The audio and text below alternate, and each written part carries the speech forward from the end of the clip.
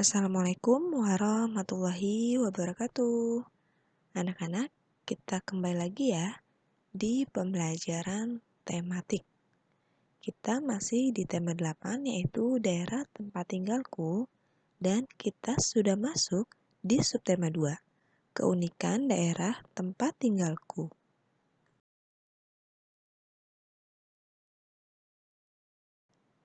Pelajaran yang pertama, bahasa Indonesia.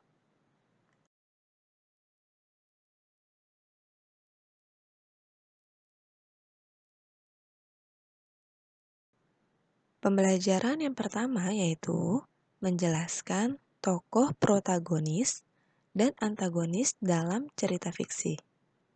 Berdasarkan fungsi tokoh dalam suatu cerita, tokoh dibedakan menjadi tokoh protagonis dan antagonis.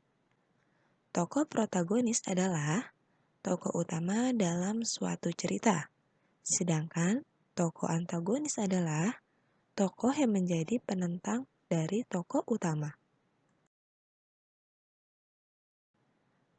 Ayo, manakah yang merupakan tokoh protagonis dan antagonis dari cuplikan cerita berikut? Malam itu, Sang Kuryang bertapa. Dengan kesaktiannya, ia mengerahkan para pengawal untuk membantu menyelesaikan pekerjaannya. Dayang Sumbi diam-diam mengintip pekerjaan tersebut. Begitu pekerjaan itu hampir selesai, Dayang Sumbi memerintahkan pasukannya untuk menggelar kain sutra merah di sebelah timur kota. Ketika menyaksikan warna merah di timur kota, Sang Kuryang mengira bahwa hari sudah menjelang pagi. Ia pun menghentikan pekerjaannya.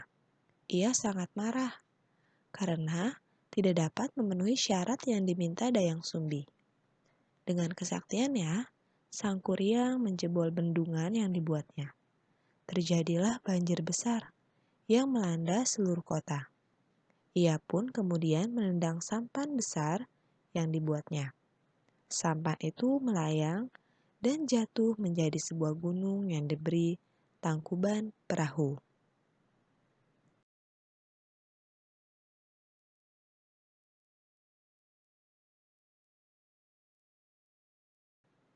Pembelajaran selanjutnya itu mengidentifikasi tokoh protagonis dan antagonis dalam teks fiksi. Tokoh protagonis dan antagonis dapat ditentukan dengan memperhatikan hubungan antar tokoh dalam cerita. Tokoh protagonis akan selalu ada dari awal, tengah, hingga akhir cerita. Peristiwa-peristiwa dalam cerita berfokus pada tokoh protagonis. Adapun tokoh antagonis memiliki karakter yang bertentangan dengan tokoh protagonis. Tokoh antagonis disebut juga tokoh lawan dari protagonis.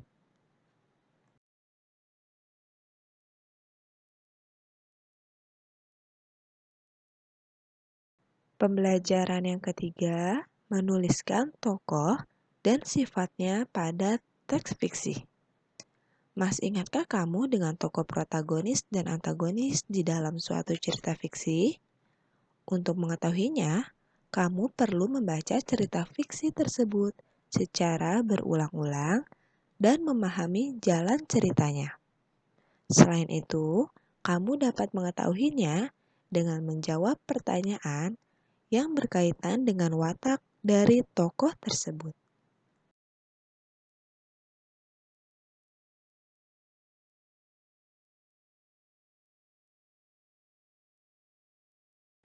Selanjutnya, menjelaskan karakter tokoh pada teks fiksi.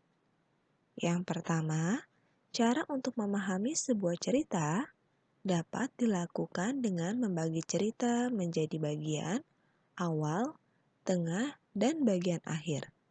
Yang kedua, kita harus mencari kalimat atau kata kunci dari cerita tersebut. Dan yang ketiga, apabila sudah menemukan kalimat atau kata kunci, maka kita akan lebih mudah menyimpulkan isi cerita tersebut.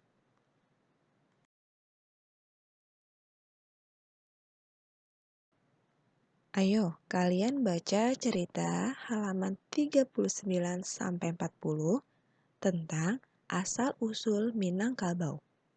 Lalu, kalian jelaskan karakter dari tokoh raja, peternak kerbau, dan pasukan asing dalam cerita tersebut.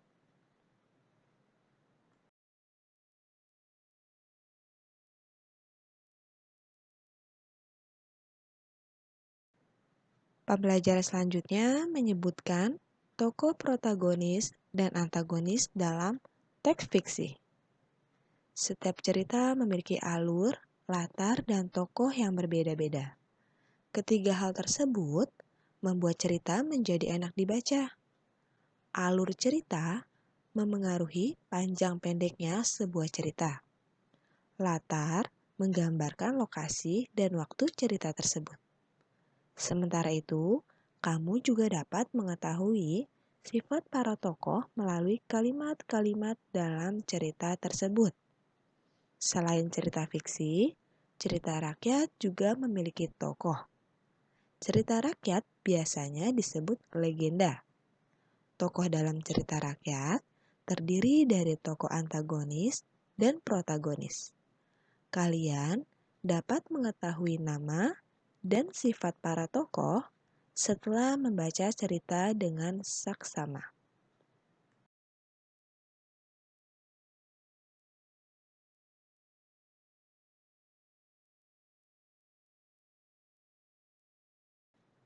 Pembelajaran yang keenam menjelaskan hasil identifikasi jenis dan tokoh-tokoh dalam teks fiksi atau fabel. Fabel merupakan cerita fiksi yang tokoh utamanya adalah hewan yang mampu berbicara dan bertingkah seperti manusia. Beberapa hewan dipilih untuk memiliki sifat tertentu. Misalnya, kancil melambangkan kecerdikan, serigala menggambarkan keserakahan, burung elang menggambarkan kegagahan, harimau menggambarkan kekuatan dan kesombongan, dan semut menggambarkan sikap kerjasama. Materi pelajaran yang kedua, ilmu pengetahuan alam.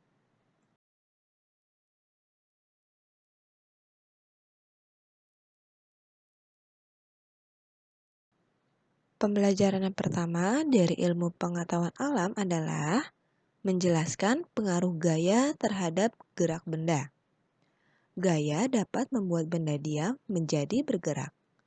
Berikut beberapa contoh lain, gaya dapat memengaruhi gerak benda. Yang pertama, ayunan cangkul akan berhenti ketika menyentuh tanah. Yang kedua, hewan pembajak sawah dapat berbelok arah saat diarahkan oleh petani. Kalian perhatikan gambar berikut ya. Tenaga sapi dimanfaatkan untuk menarik bajak di sawah.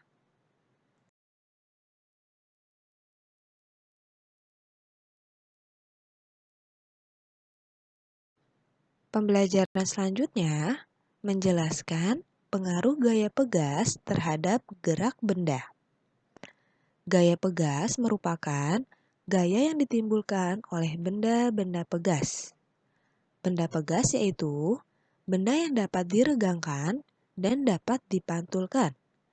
Contoh benda pegas yaitu karet, bola basket, bola sepak, ban mobil, dan tali ketapel. Perhatikan gambar anak berikut ya. Anak dapat melompat ke atas karena dibantu oleh trampolin. Trampolin merupakan benda pegas. Alhamdulillah, selesai sudah materi pelajaran Bahasa Indonesia dan Ilmu Pengetahuan Alam hari ini. Semoga bermanfaat untuk kalian semua ya. Jangan lupa kerjakan tugas yang Ibu berikan. Tetap semangat. Terima kasih. Wassalamualaikum warahmatullahi wabarakatuh.